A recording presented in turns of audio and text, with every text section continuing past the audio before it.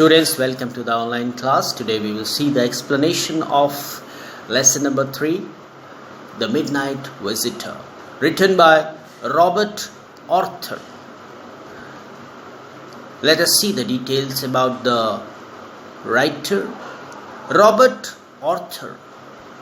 He was an American writer of mystery and speculative fiction. His writings included the topic of mystery. He always wrote things which contain mystery. His famous compositions are The Mysterious Traveler, Three Investigators. He published them in many magazines between 1930. He also wrote many mystery books for children also. He was twice honored by the Mystery Writers of America with his writing partner Edgar. So this story is one of his creative mystery writing. Let's see who are the characters of this lesson. There are two important characters in this lesson. The first is Oswald, who is a secret agent. Oswald did not fit to be a secret agent. As one can see in the movies, one can see in the pictures, one can read in the books, he is quite different from those secret agents. But he is very clever. He is fat and sloppy man. He speak American accent. He speak in American style. Moreover, he had a very good presence of mind. Oswald was gifted with a rare presence of mind. He was quick of action. His fertile brain could invent or cook up stories and situations that would confuse his rivals. He cooked up story that confused his rivals. So he got a very clever mind to outwit his enemies, to outwit his rivals. Now, second important character is Max, who is also a secret agent. But he is not so clever as compared to Oswald. So these are the two characters of this lesson. The theme of the story is very interesting. The Midnight Visitor is a very thrilling account of a secret agent named Oswald. It reveals the presence of mind. It reveals how to outwit the opponent or rivals. It centers on being clever and wise according to the situation. Now here, the author, through the medium of a secret agent named Oswald, wanted to show the importance of presence of mind, cleverness and discretion, by which we can deal any situation in our life. Most of us face many situations, many problems. During that time, we don't know how to deal with the problems and the situation.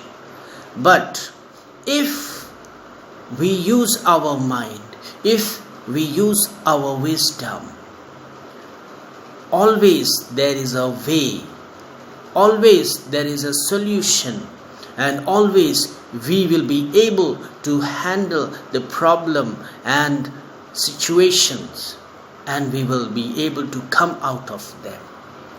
Let's begin the explanation. The story begins with the meeting of Oscible with Fowler. Now, who is this Fowler?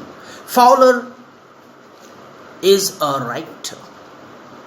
Fowler is a romantic young writer.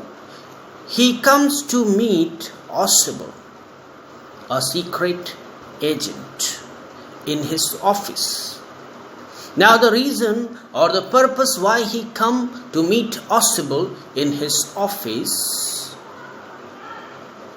was to write, to get detail or to write about secret agents. Since he is a writer, he want to write something about secret agents, so he want to collect the details or the material to write in the book. He need the content. So as a result of which, he had come to meet Oscible, the secret agent. Now Oscible lived in an apartment on the 6th floor. Oscible lived in an apartment on the 6th floor. His office was on the 6th floor of an apartment.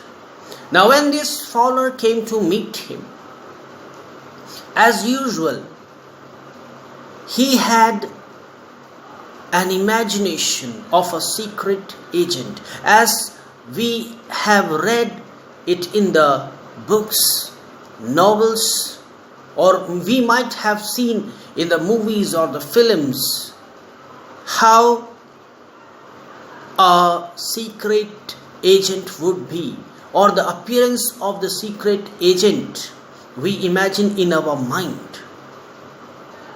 So he had a perception about Oscible before the meeting, that Oscible might be like this, he might be like that, he might be like a very strong and very muscle man, or he could be very clever.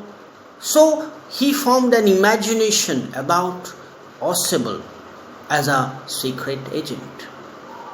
And when he came inside that office, all his imaginations disappeared.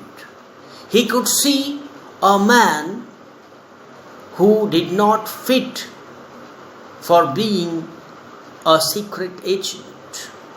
Oscible, he did not fit to be a secret agent. Why? It is because he is fat and slopy man.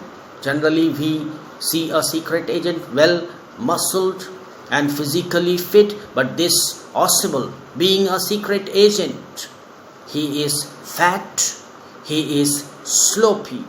Moreover, he speak American accent. The way of his speaking is American English.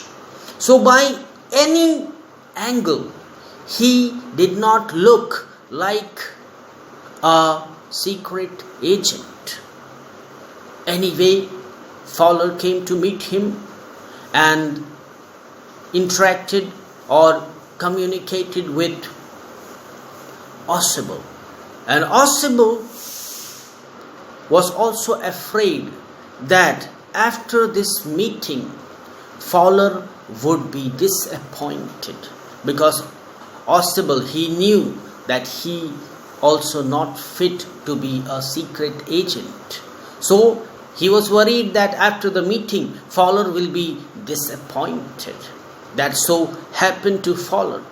Now in the meeting, Oscible discloses the fact that tonight he will be getting some important papers, important documents, regarding some missiles. So that papers were highly confidential. So he discloses this fact that tonight he will be getting secret papers and documents on missiles. As Oswald and Fowler, they were talking and going to the room of Oswald that was on the 6th floor of an apartment. Meanwhile, Oswald tells Fowler that these important papers or these secret documents on missiles can bring a drastic change in the history. Someday that paper might well affect the course of history. So important paper, so secret document it was. So they got into the office and Oswald switched on the light. Fowler had his first authentic thrill of his day.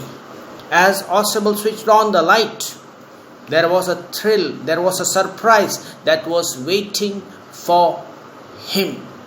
He saw a man standing in front of them with automatic pistol in his hand. What a surprise that when he opened the door and entered into the room, he had seen a man holding pistol against them. He was surprised. He was shocked. Now who could be this man who was already entered into the room without their knowledge? Or what purpose he had come into the room? Oswald was stunned to see it was none other than Max. It was Max. He was also a secret agent who had entered into the room of Oswald, into the office of Oswald with a pistol in his hands. He thought that he was in Berlin. Max was slender, crafty, and had the face of a fox. Now this description about his appearance, that his face was just like a face of a fox, that is symbolical. That shows that he is cunning just like a fox, clever and crafty like a fox. There was nothing menacing about Max except his pistol. Max demanded the important documents, important report concerning some new missiles that was in the custody of Oswald. He wanted to take it from Oswald. Now the purpose is clear. Now the intention of Max is clear, that he entered into the office of Oswald in order to get those important documents concerning that missile. He wanted to get it from Oswald forcefully. That is why he is holding the pistol against Oswald, threatening him to obtain those important documents. Now this situation was something very crucial, something very terrible, that all of a sudden he opened the door and finds a man pointing his pistol against him and demanding for something important or important report or document. Now this is a critical situation. Even in this situation, he was calm and quiet. Oswald was calm and quiet. Why? Because generally people would be frightened out of it. People will lose their mind or their mind stop working in such situation. They are confused, bewildered, and don't know what to be done. We will be yielded to that situation. We will be gripped by fear and confusion. What to be done in such situation when someone is pointing a pistol on us? But Oswald remained calm and quiet. On the spur of the moment, Oswald cooked up a story. Cooking up a story, that means inventing a story, making a story. So he made a story on that right moment, standing in front of a gunpoint. This is not so easy. It's not so simple to invent any story, to cook up any story standing in front of a gunpoint. But Oswald did this. He composed a story. He told the Fowler and Max that his balcony below the window had become a big nuisance for him. His story is this, that by the side of the window he had a balcony which had become a great nuisance and disturbance for him. Why he says so? He says that this is the second time in a month that somebody had got entered into his room without his knowledge, without his permission, secretly. Now he composed a story that by the window side there is a balcony, and this is the second time in the month that somebody entered into his room, somebody entered into his office unknowingly, secretly. So that's why he is fed up. That's why he is frustrated. That's why this is a matter of great concern, that anyone could enter into his room without his permission, secretly. This is why he is concerned and worried. And in fact, he told the hotel authorities to pack that balcony so that no one would able to enter into the room of Oswald. But Max showed his ignorance about the balcony and told that he entered through a pass key. Now see here, when Oswald invented the story of a balcony by the side of his window, and this is the second time that somebody entered into his room secretly.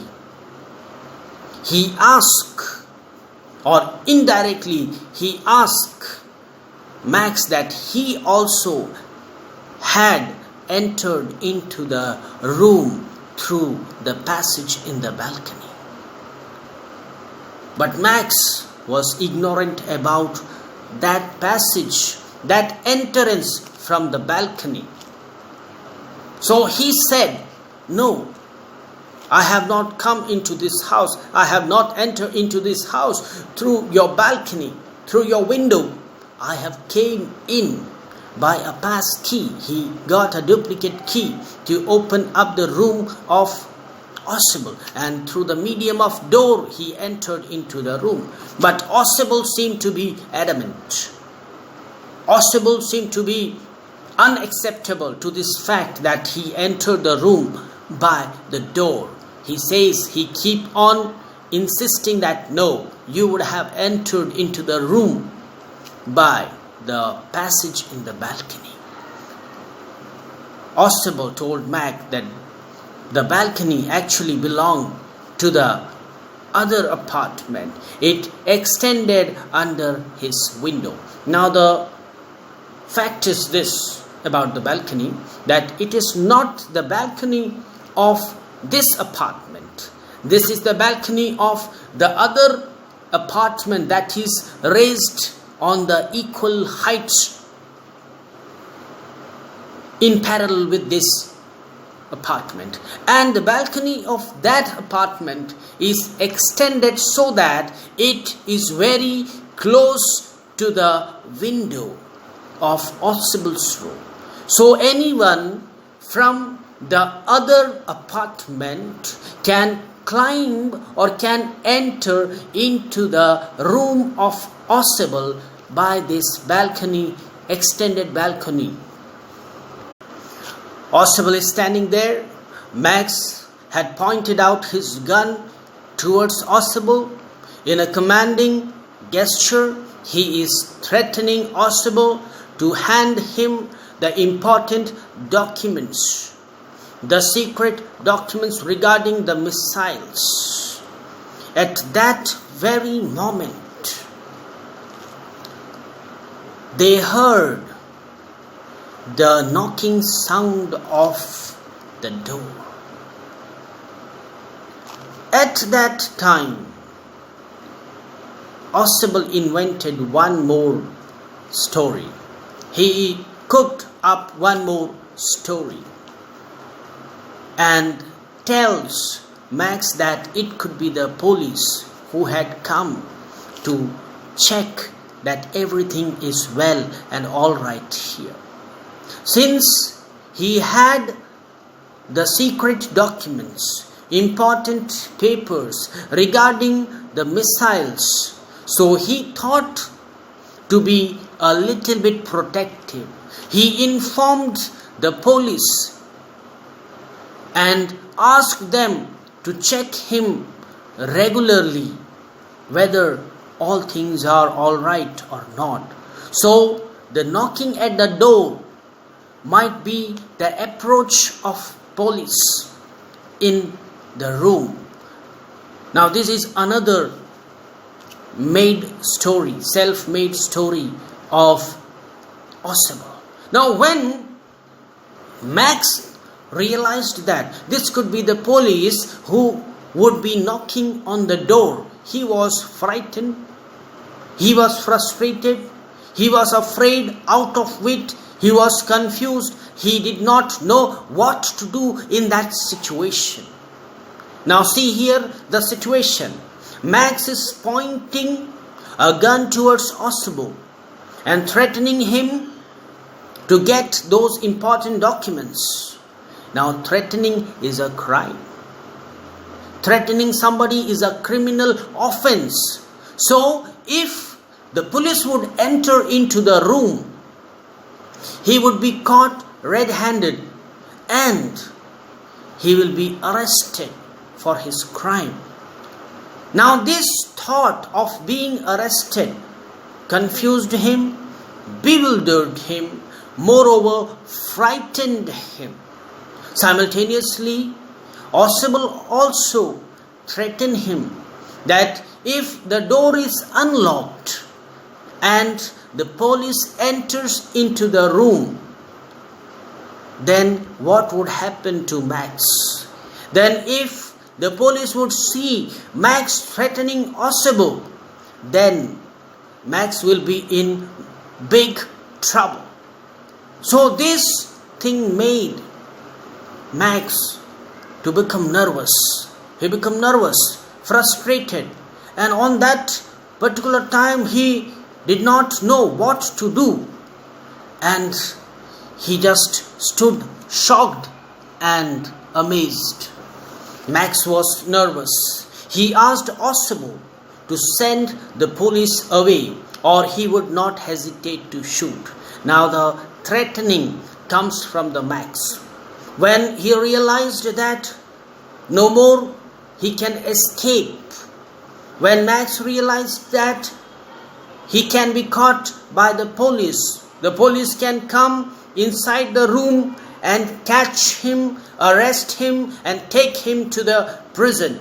So he was frightened. When he was frightened, he again gave a threat. He again tried to threaten Osible, saying that send the police away, or else he is ready to shoot him. This was the threatening given by Max. The knocking of the door becomes louder and louder. As the knocking of the door becomes louder and louder, Max becomes frustrated more and more. He is frightening more and more. He is confusing more and more. And he asks Oswald what to do. Oswald did not say anything, but he looks at the balcony. And this was an indication that was made by Oswald that Max can escape through the medium of balcony. Max, he recalled the story of Oswald now. Max remember that this apartment had a balcony raised or extended from the other apartment. So when he can get through the window, he can pass through the window and enter into the balcony of other apartment, and this way he can save himself. So he thought that this plan would work out. So to escape the police who is knocking at the door, he went near the window. He put his one leg outside the window, pointing the gun towards the Oswald, and he stabbed the other leg also. And that time something happens over here. Very interesting part of the story. Very shocking part of the story is that when he put his both legs outside the window, he fell down, and a very loud screaming could be heard there. A sound, a shrilly sound was heard. What was that? Max, he fell down from the 6th floor. Why? You would wonder that how it is that he fell down from the 6th floor. Let me tell you that the invented story of Oswald regarding the balcony is artificial. That is not a real story. He only made up a story of balcony. There was not really a balcony that was extended from the other apartment. So Max believed the self-invented story of Oswald, and he thought that he can escape from the police if he jumped into the balcony of other apartment from the window of Oswald. So without looking here and there, he directly put his legs outside of the window and jumped as if he was jumping on the balcony of other apartment. But there was no balcony extended to this apartment from the other apartment. Therefore, he fell down from the 6th floor, and a kind of shouting or screaming could be heard. The door opened, and a waiter stood there.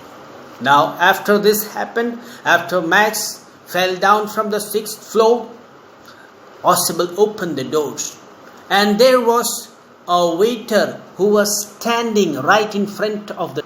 He had a tray, a bottle, and 2 glasses. Now you realize that this was not the police. This was the waiter who had come with a tray a bottle and 2 glasses. Actually, it was not the police who was knocking the door. It was the waiter whom Osable had already ordered to bring something. Before coming up to the 6th floor, before coming to his room, Osable ordered at the reception of the hotel to bring a bottle and 2 glasses. He ordered for some sort of drink. So the waiter had come with a tray, a bottle and 2 glasses. Fowler seemed to have still in the shock. Fowler seemed to have still in the doubt and fear. Now Max is standing in the balcony, he would have thought. But Osable assures him that the man who jumped out of the window on the balcony of the other apartment will not come anymore. Osable assured Fowler that the Max would not return as there was no balcony below the window. Now this is the secret. This is the important part of the story, that there was no such balcony extended below the window of this apartment. It was all his imagination. It was all the imagination or the story that was cooked up by Osable. So in this way, he was able to get rid of Max using his wisdom, using his presence of mind and his discretion. He was able to get rid of Max, his rival.